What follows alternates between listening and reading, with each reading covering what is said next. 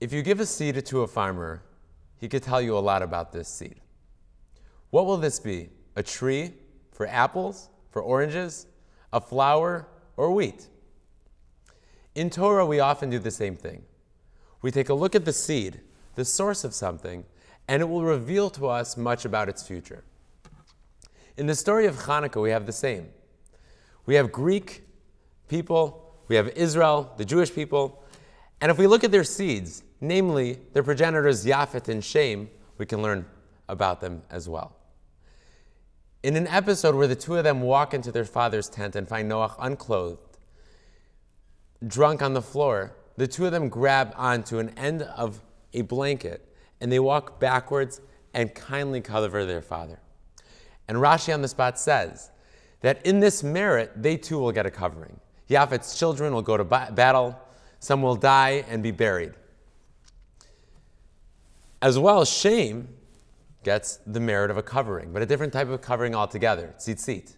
Fringes will go on the end of a garment that their children, the Jewish people, will wear. And this difference, this blessing, shows us a lot about its future. There's a big message here. Yafet's blessing was only about the body, a body void of soul, a dead body that had to be buried. The message here is looking at a body as it is and nothing more. It will never produce anything beyond what it is anymore.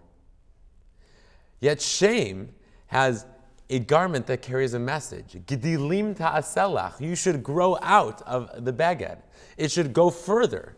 And the message of this covering is that you can't stay within your four corners. It can't just be this and no more. We're supposed to extend, move out, challenge ourselves to do something, to accomplish.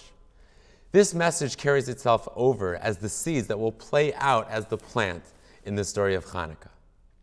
The Greeks came to the Jewish people and said, Brit Milah, no more. We cannot do a circumcision.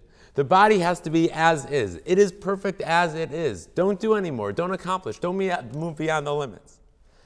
And yet Shem says just the opposite. The Brit Milah, the circumcision, is telling me that a body needs to have more. We're supposed to place a mitzvah upon ourselves to move beyond the limits of what we've been given. Make accomplishments, make changes in the world, make a difference. And thus, this is the message of Chanuka. As we stand at the window of our house or at the doorpost and we light our candles going outwards, we have our four corners. We have our four-cornered house, and then Gedilim ta'aselach, we move out, we shine the light to make a difference in the world in the Reshut HaRabim. A Pirsumei Nisa, making a difference, making sure that our message is something that moves out to the rest of the world. This is the message of Chanuka, to challenge ourselves to go outwards.